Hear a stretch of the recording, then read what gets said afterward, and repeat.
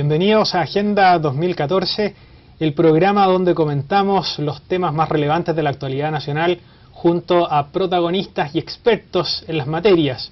Hoy día nos acompaña Gonzalo Letelier, filósofo y doctor en Derecho y especialista en temas de educación. Veamos quién es nuestro invitado. Mi nombre es Gonzalo Letelier, soy profesor de filosofía, tengo 35 años, casado, con 4 niños, esperando el quinto. Soy profesor de la Facultad de Educación de la Universidad de los Andes. Creo que la educación es sobre todo un deber y un derecho de los padres y que el Estado y todos quienes participan en el proceso educativo tienen una función subsidiaria, es decir, de auxilio a la función educadora de los padres. Muchas gracias, Gonzalo, por estar con nosotros hoy día en Agenda 2014. El tema que trataremos es acerca de la reforma a la educación, especialmente a la educación escolar. La primera pregunta es, ¿cómo llegaste a los temas de educación? ¿Por qué te has especializado en esto? Bueno, muchas gracias a ti, Marco Antonio, por la invitación. Yo llegué a los temas de educación de un modo un poco indirecto. Yo estudié filosofía, humanidades en general, y hice un último año de licenciatura en educación, saqué la pedagogía media, como se decía en ese contexto, y a partir de ese momento me puse a trabajar en colegio, haciendo clases. Hice clases de filosofía mucho tiempo en la Escuela Naval también, y fui dándome cuenta de que el tema educacional era absolutamente fundamental. Incluso como problema filosófico es un problema muy interesante porque involucra muchos aspectos, muchas disciplinas distintas de la filosofía. ¿Y en las universidades qué cargos has ocupado? ¿Qué clases has hecho, Gonzalo? Bueno, yo fui profesor de filosofía del derecho en la Universidad Católica durante varios años. Hice cursos de antropología y de ética, ramos fundamentales de filosofía en varias universidades. Hasta el año pasado fui director del Centro de Estudios Tomistas en la Universidad Santo Tomás, y ahora soy profesor de filosofía de la educación y de historia del pensamiento pedagógico en la Universidad de los Andes, en la Facultad de Educación. Muy bien, pues. Bueno, dentro de los temas controvertidos a propósito de la reforma está el tema del sistema escolar, que sabemos que en Chile es de provisión mixta, estatal, particular subvencionada y particular sin subvención del Estado, particular privada. Veamos una nota acerca de este tema.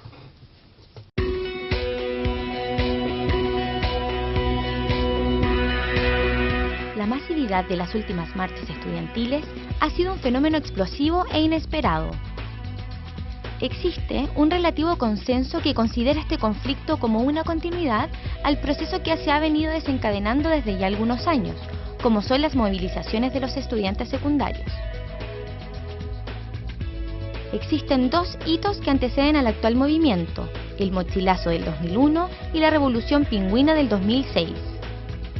¿Pero qué piden los estudiantes de la CONFEC? Gratuidad, democratización y fin al lucro, además del retiro de proyectos de educación como el de la carrera docente. En Chile existen 12.500 establecimientos educacionales, los que se dividen en 4 tipos: particulares pagados, subvencionados gratuitos, municipales y subvencionados con financiamiento compartido. Estos últimos 3 reciben dinero de parte del Estado, ya sea a través de subvenciones escolares, por la asistencia de un alumno a clases o por el nivel de vulnerabilidad. Del total de colegios, más de 2.000 operan con financiamiento compartido, es decir, tienen una modalidad mixta, reciben subvención y además les cobran a las familias. Este es el famoso copago. Hoy se propone la eliminación del copago, el fin de la educación municipalizada, el fin de la discriminación y el lucro. Las opiniones están divididas, las movilizaciones continúan y los acuerdos no llegan. Pero ¿cuáles son los principales problemas de la educación en Chile? ¿Es discriminatorio nuestro sistema educativo? ¿Está bien obtener lucro con los colegios particulares y subvencionados?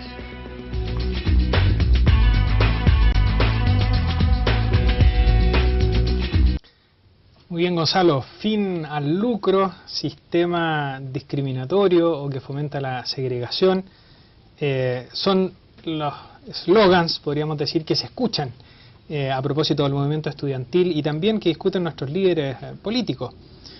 ¿Consideras tú que el sistema actual es propiamente discriminatorio?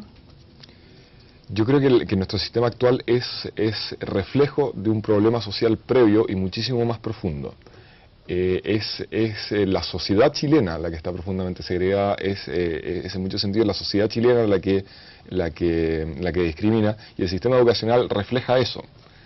En ese sentido, creo yo que es muy peligroso pretender que la sola educación sea la respuesta a un problema que es muchísimo más complejo.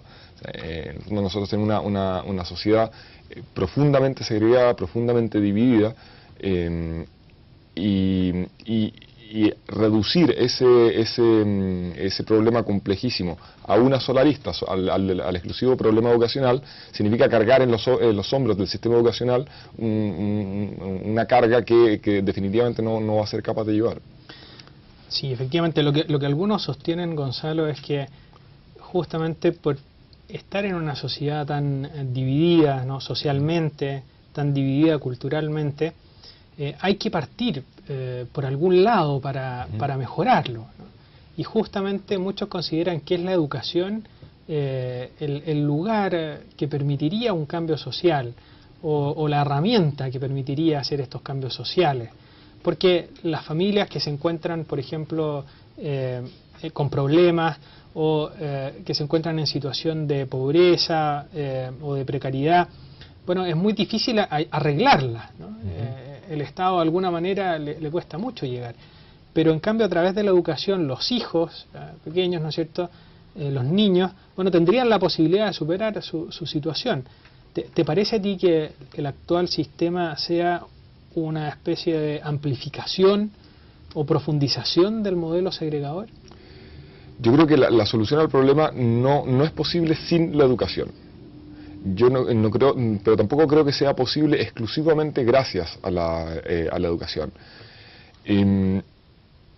Es un poco, tú lo dijiste de paso al plantear la pregunta. En el fondo nuestra sociedad está tan segregada que en muchos sentidos nosotros podemos hablar incluso de culturas distintas. Y forzar una mezcla de esos mundos distintos simplemente en el contexto escolar significa desnaturalizar la escuela e impedir que la escuela cumpla con su función propia. No significa que no tenga que hacerse, pero el problema es que un problema político, en el más amplio sentido de la palabra, un problema que abarca la totalidad de la sociedad, solamente lo puedo resolver con un proceso muy largo, muy bien pensado y que abarque absolutamente todos los ámbitos de la vida social. En ese proceso la educación definitivamente es un aspecto fundamental, pero no es el único, ni se puede hacer de un día para otro. O sea, tal vez uno de los problemas que tenemos para abordar este tema es que se promete una solución a corto plazo en algo que probablemente no va a resultar, pero que va a crear muchas expectativas y que al final va a dejar a mucha gente defraudada. Ahora, te quería preguntar por algunos aspectos más concretos. ¿Qué te parece que algunos colegios privados que reciben subvención del Estado obtengan lucro o ganancia con esta subvención? ¿Te parece que eso tenga un problema moral en sí mismo, o te parece que no es relevante para el tema educacional? Yo creo que el problema del financiamiento de la educación es un problema fundamentalmente técnico. El problema es el problema de cómo resolvemos, cómo organizamos el sistema de tal manera de que pueda cumplir con sus fines propios. Si por lucro se entiende se entiende una manera de concebir el establecimiento educacional o los proyectos educativos como negocios, evidentemente ni siquiera en ese contexto ni siquiera hay que plantearse el problema de la moralidad o inmoralidad del lucro, porque en el fondo lo que está sucediendo es que estoy desnaturalizando la educación. O sea, si alguien concibe la educación como un simple negocio, como un modo de enriquecerse, bueno, va a funcionar, va a intentar funcionar, va a intentar proveer este servicio con lógicas que son incompatibles con el hecho educativo. Es distinto... Pero eso es diferente a que alguien se dedique a dar educación, ¿no es cierto? El sostenedor de un colegio entregue educación, a lo mejor tiene una vocación pedagógica y por eso tiene un colegio, pero que pueda vivir de eso, ¿no? Evidentemente, o sea, a ver, todo el mundo tiene derecho a vivir de su trabajo. Pero creo que son pocas las ocasiones, salvo las versiones más radicalizadas, son pocos los que niegan que aquel que sostiene un colegio o lo dirige o trabaja en un colegio pueda vivir de eso. El problema es que aquel que trabaja directamente en educación, aquel que se dedica a la educación, o lo hace porque ama la educación o difícilmente lo va a hacer bien.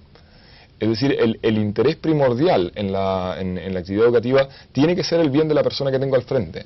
Si no me preocupa el bien de la persona que tengo al frente, definitivamente es muy difícil que yo realmente comunique esos bienes en los que consiste la verdadera educación. Sí, pero, claro, perdón, entonces el foco no estaría en el tema de si se obtiene una ganancia o no se obtiene una ganancia en la actividad, sino más bien en el fin que busca quien ejerce esa actividad y el modo en que lo realiza, ¿no? Sí, claro. Habría que cambiar el enfoque a propósito del tema del lucro, según tu opinión, por lo que... Sí, claro. Ahora, es particularmente difícil que una institución que está total y completamente concebida como un negocio actúe, ejerza su función cotidiana, digamos, de un modo propiamente educativo. Por lo demás, hay una serie de circunstancias que hacen que el fenómeno del lucro parezca muchísimo mayor de lo que es. O sea, hay un montón de colegios que jurídicamente existen como instituciones con fines de lucro, cuando en la realidad de los hechos allí nadie se enriquece. De hecho, es particularmente difícil enriquecerse en la educación escolar. Y en ese sentido, entonces, el proyecto anunciado por el Ministro de Educación de que se van a acabar los establecimientos educacionales, los colegios con fines de lucro, ¿no afectaría a los que en este momento están prestando ese servicio sin obtener ganancias? Sería más bien un cambio administrativo, no sería una reforma radical al sistema, según tu parecer, que harían fuera a los otros, los que tienen el fin de obtener el lucro con el colegio. Habría que preguntar, sí, en principio, pero habría que preguntarle al ministro qué entiende él cuando dice fin al lucro. Porque, claro, la palabra significa tantas cosas y se ha usado de tantas maneras que prohibir el lucro puede significar muchas cosas muy distintas. Y el problema es que hay una enorme ambigüedad en este momento. Nadie sabe muy bien qué es lo que se quiere hacer. Y parece que algunos cambian de opinión en el camino también. Bueno, así es. Escuchemos lo que opina el público acerca del tema de la educación escolar.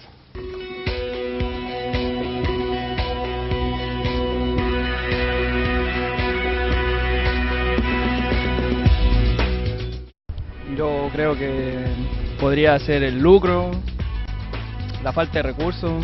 El problema principal acá en la educación general en Chile parte de la base de la vocación de las personas que quieran realmente ejercer la pedagogía. Que los profesores en el tanto de educación, donde ven que hay alumnos de más baja clase social, no les dan mucha importancia para educarlos y mejorar la calidad de vida que llevan.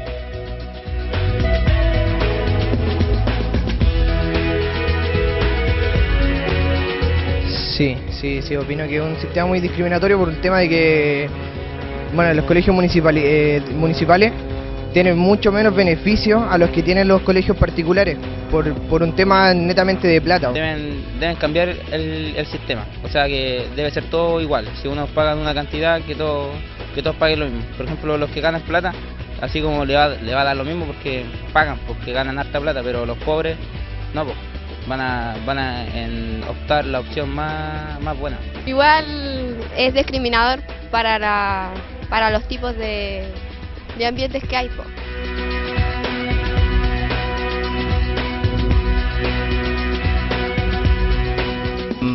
El lucro siempre va a existir, ya sea independiente ya sea en educación, porque existe tanto en comida, en hospitales, en residencias de ancianos. Entonces yo creo que si a veces hablamos de lucro y basarnos en un tema de que quieren educación gratis, es casi imposible, ya que la gente tampoco va a trabajar gratis. No sé, por la que contamina, no sé, no tengo ni idea. No, lo rechazo porque no debería ser así, pues, es pareja para todos, como siempre.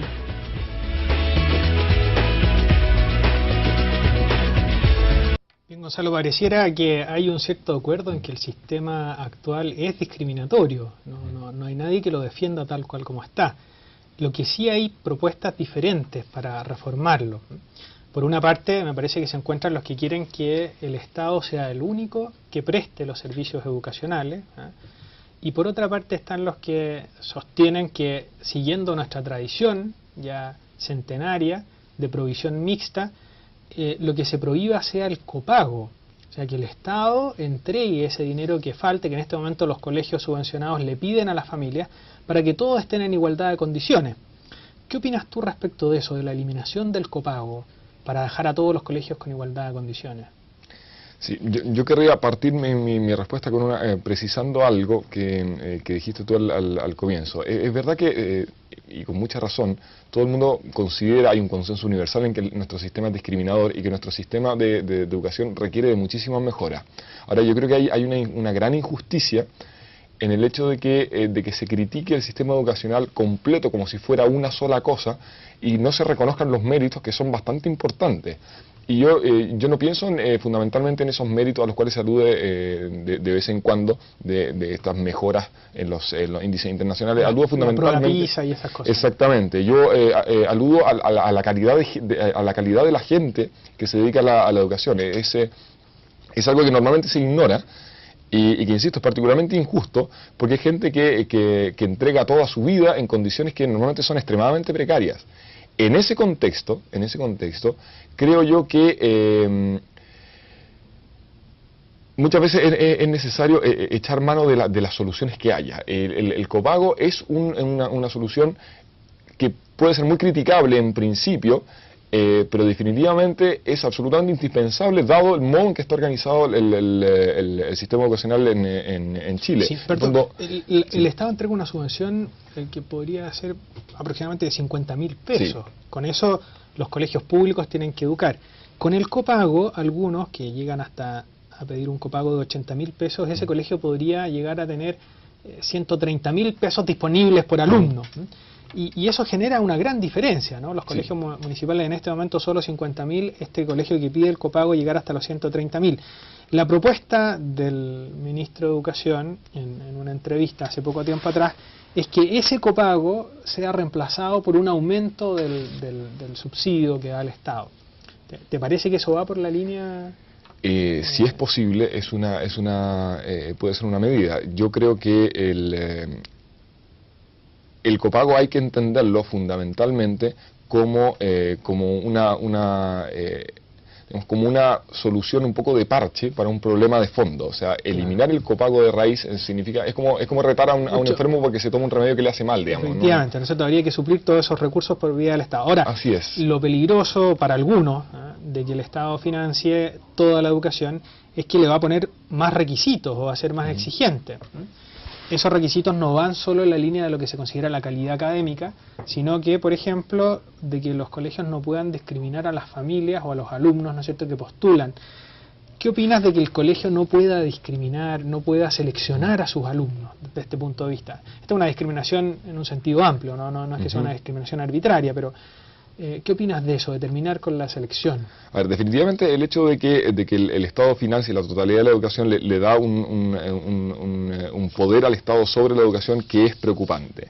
Ahora, ese poder de hecho en la práctica hoy ya es en muchos sentidos preocupante porque prácticamente los índices de calidad de la educación son pruebas estandarizadas determinadas por el Estado que evalúan la cobertura curricular de los colegios que está determinada fundamentalmente por los planes del Ministerio. En ese sentido, el control estatal es una realidad que ya existe. Desde el punto de vista de los contenidos. Desde el punto de vista de los contenidos, pero también desde el punto de vista incluso didáctico, porque la reforma educacional que se inició en los años 90 es una reforma que abarca absolutamente todos los ámbitos de la educación. Esto está muy conectado con lo que me planteaba al final de la pregunta, porque en el fondo el criterio fundamental, creo yo, es que hay que salvar el principio de la libertad de educación de los padres. Es decir, los padres tienen derecho a educar a sus hijos de acuerdo a su propia visión del bien, de acuerdo a sus propios principios, de acuerdo a lo que ellos consideran bueno. Y eso es prácticamente imposible si es que el colegio no tiene herramientas mínimas para asegurarse de que a esas familias le va a dar lo que ellas esperan que le den. Es lo que podría, pasar con los colegios católicos, por ejemplo, que tuvieran que estar obligados a recibir alumnos o familias que no están de acuerdo con los principios que se enseñan o con el enfoque del colegio, y que eso podría ser inviable el proyecto educativo. Exactamente. Hay un problema acá, es muy paradójico, porque se supone que los grandes adversarios de la educación mercantil, en último término, conciben el sistema educacional, lo piensan de una manera mercantil, piensan el colegio como una especie de proveedor de servicios, como una especie de supermercado de la educación, al cual las familias van y escogen lo que más les gusta. Claro, el proyecto educativo de un colegio no es algo que pertenece exclusivamente al colegio, porque el colegio es una sociedad constituida por las familias y la institución. O sea, son a las familias a las que le interesa que el colegio tenga las características. Y incluso cuando pareciera que no, el principio del proyecto educacional está en la familia. O sea, incluso si yo pensara mi colegio exclusivamente como un negocio para que me vaya bien, lo que tengo que pensar es qué es lo que quieren las familias para sus hijos. Y yo tengo que responder a eso. O sea, primero, entonces estaría aquí las preferencias de las familias, y eso sería lo que habría que asegurar sin que el Estado reemplace las distintas alternativas, las distintas opciones que las familias a las que las familias podrían acceder. ¿Eso es? Exactamente, precisamente por eso así como un colegio, por ejemplo, un colegio inglés no discrimina cuando no acepta a una familia que no quiere que su niño aprenda inglés. Claro. Así como un colegio para el cual parte fundamental de su proyecto educativo son los deportes, no discrimina a la familia a una familia que es sedentaria, que odia el deporte. De la misma manera, un colegio católico tampoco discrimina cuando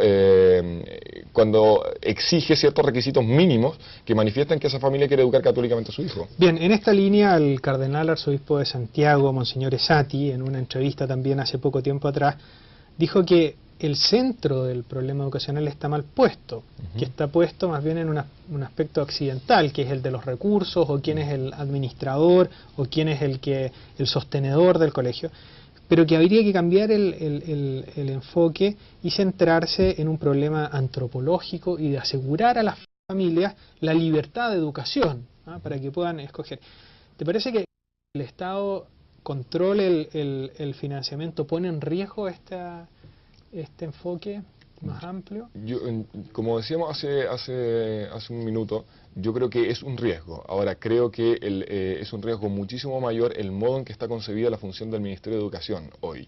Hoy el Ministerio de Educación controla por vías indirectas prácticamente todos los ámbitos y todas las instancias educativas del colegio por vía de planes oficiales, evaluados por CIMSE, evaluados posteriormente por PSU, y dentro de poco también una prueba inicia que va a evaluar la formación de los profesores.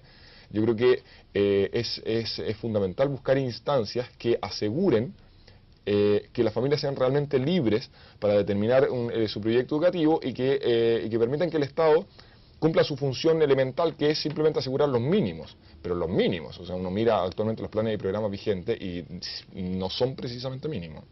Bien, o sea, podríamos decir la discusión hasta el momento se ha dado desde un punto de vista más bien distorsionado, poniendo por una parte, ¿no es cierto?, el énfasis en el financiamiento, y por otra parte parece olvidándose un poco del orden natural u obvio o racional de la educación, que es que los hijos van a recibir lo que los padres consideran que es lo mejor para ellos.